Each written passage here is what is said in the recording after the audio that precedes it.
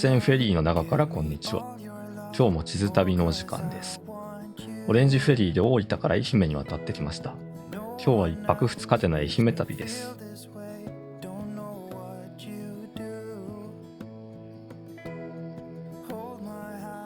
最初にやってきたのは上米博物館。昔の木造校舎を再活用していると聞いて見に来ました。長い廊下はまっすぐに伸びています。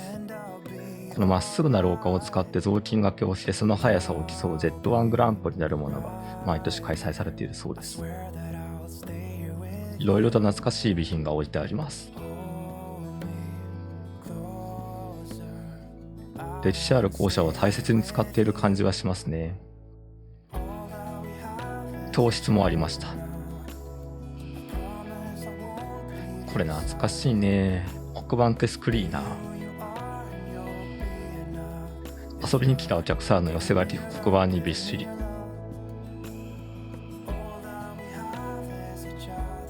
職員室はちょっと緊張するね。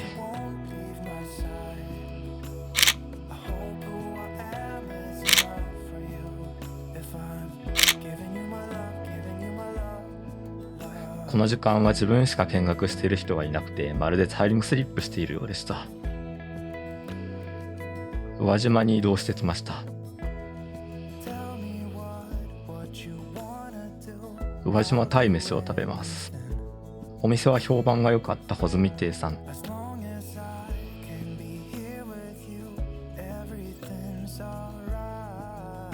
とりあえずビール。まずは小味の南蛮漬け。こういうのたまに食べるとすごい美味しいね。続いてじゃこ天。この地方の郷土料理で炙って食べます。お刺身もいただきます。一人前なのにボリュームがすごい。ではいただいていきましょう。じゃこ天はおろし醤油で、じゃこの風味が濃厚でした。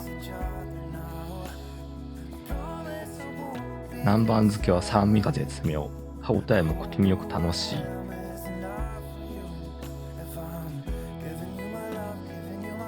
魚も鮮度は抜群でした。一人で食べてるんだけど、おばあちゃんおかみがいろいろと宇和島のことを教えてくれました。お店の雰囲気も温かくて気持ちがいいです。そしてお待ちかねの宇和島鯛めし。卵と一緒に食べるのが特徴のようです。ご飯の量がたっぷりなんだけど食べきれるかな。まずは卵を溶いてご飯と一緒にいただきます。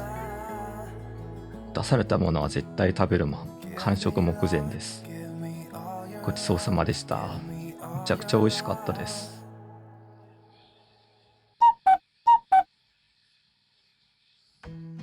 四国カルストにやってきました。愛媛と高知の県境に広がるカルスト台地で石灰岩がゴロゴロと転がっています。緑と白のコントラストが綺麗ですね。標高 1400m にある四国カルストは日本三大カルストの中でも最も高いところにあります。乳牛が放牧されていてとても牧歌的な雰囲気。そんな絶景スポットにあるのがこちらのカルストコーヒー。最高の景色を見ながらのんびりコーヒーを楽しむことができます。中でもこのブランコは特等席だと思う。目の前にはカルストの風景が広がります。お隣にはキャンプサイトもありました。こんなところで目覚めるのも最高だろうね。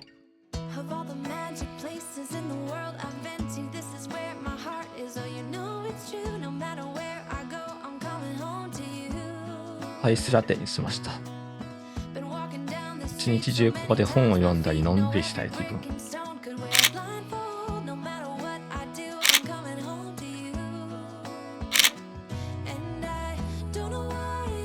とはいえ今後の予定もあるのでそろそろ出発します。また来よう。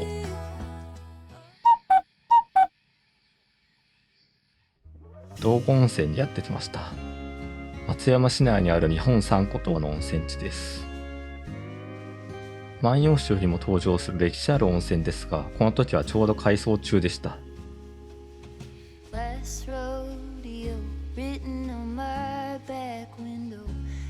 この伊佐庭幸也は当時の道後湯の本町の初代町長。老朽化していた道後温泉の改築を行って観光地として有名にした人物です。他にも道後鉄道を設立したり地域の発展に尽力しました。道後温泉駅前には坊ちゃん列車がありました。レトロな駅舎。駅前にはからくり時計があって1時間ごとに夏目漱石の坊ちゃんのキャラクターが出てきます。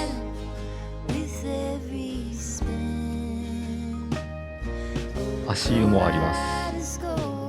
路上で誰でも使えるので一休憩にもぴったり。こちらのお店では愛媛名物のあるものを提供しています。壁には無数の蛇口が並んでいます。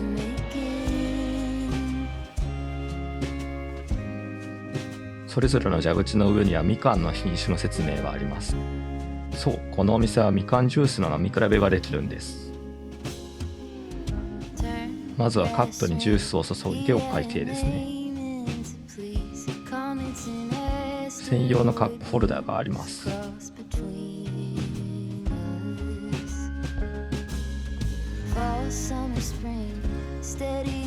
蛇口からジュースが出てくるって不思議な光景。みかんの家系図だって品種改良の歴史とプロが垣間見えますね。今回選んだのは色缶晴姫夏美。色にも少し違いがあるような気がしますね。まずは夏美から。普通に美味しい。これを基準に2つと比べてみよう。2つ目は晴れ姫。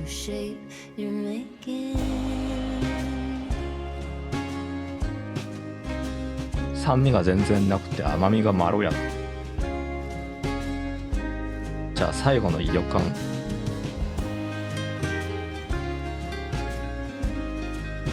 割とスタンダードなみかんって感じ。酸味もそれなりに感じます。こうやって比べてみると結構違うもんですね。一口にみかんといっても。昼ご飯食べます。空港地で真ん中にあるお店でした。サイドサイドメニューがあります。鯛めしは昨日食べてる。一押しっぽい天然で食べる気がします。随分立派な店と思ってました。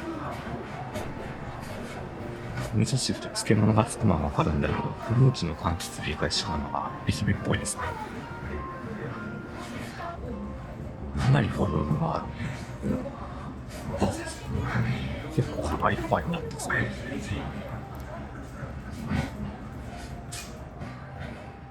美味しかったけどお腹がパンパン。ごちそうさまでした。ここは万水荘。100年以上前に作られたフランス風の洋館で国の重要文化財にも指定されています。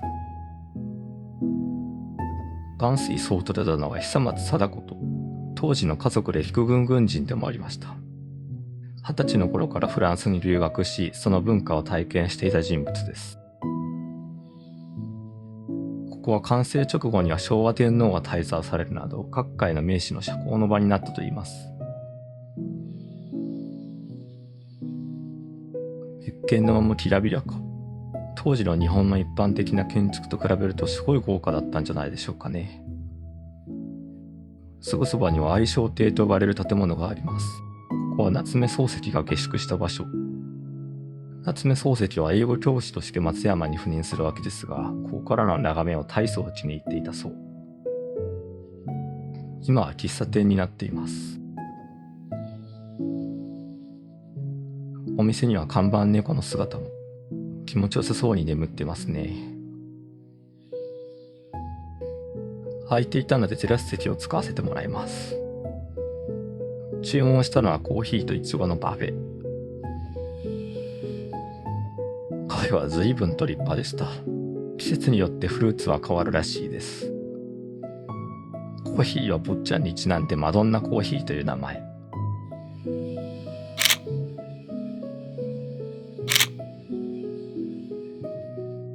だいぶのんびりしてしまいました。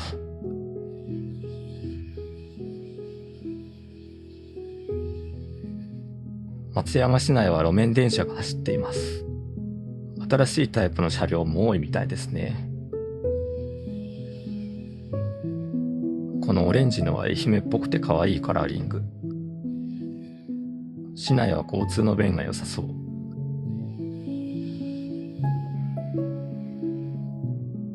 帰りの飛行機まで少し時間があるのでカフェに来ました。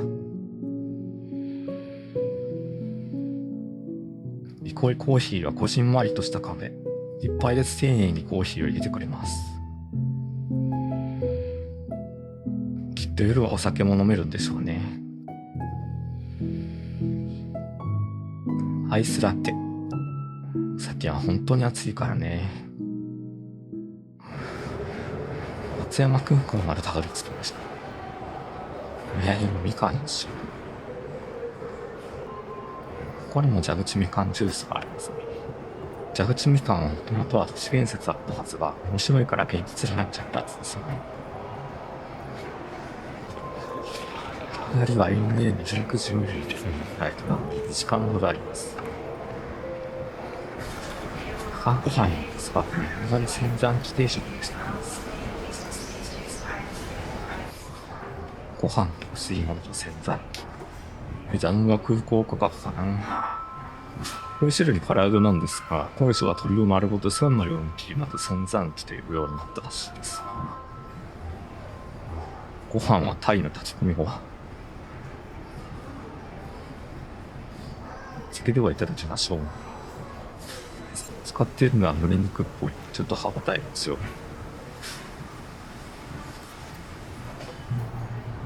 あっという間になくなっちゃった。ごちそうさまでした。松山空港にはカードラウンジがあります。無駄な会社のホールドカードを持っていれば2時間無料で利用できます。アルコールは有料ですが、ソフトドリンクは飲み放題。本ジュースも無料。作業をしていたらあっという間に登場時間。では飛行機に乗ってみましょう。だんだんって暗くなってきます。全然暗いですね。そうですね、じゃあね。後ろの方の席は結構空いています。それでは今回の振り返り。オレンジフェリーに乗ったことで実在無四国に進出です。こうしてみると九州と四国は本当に近いですね。今回は食事代がちょっとかさみましたね。次回以降はもうちょっと車代が節約できるはず。それでは今回の旅はここまで。ご覧いただいてありがとうございました。それではまた次の旅でお会いしましょう。さようなら。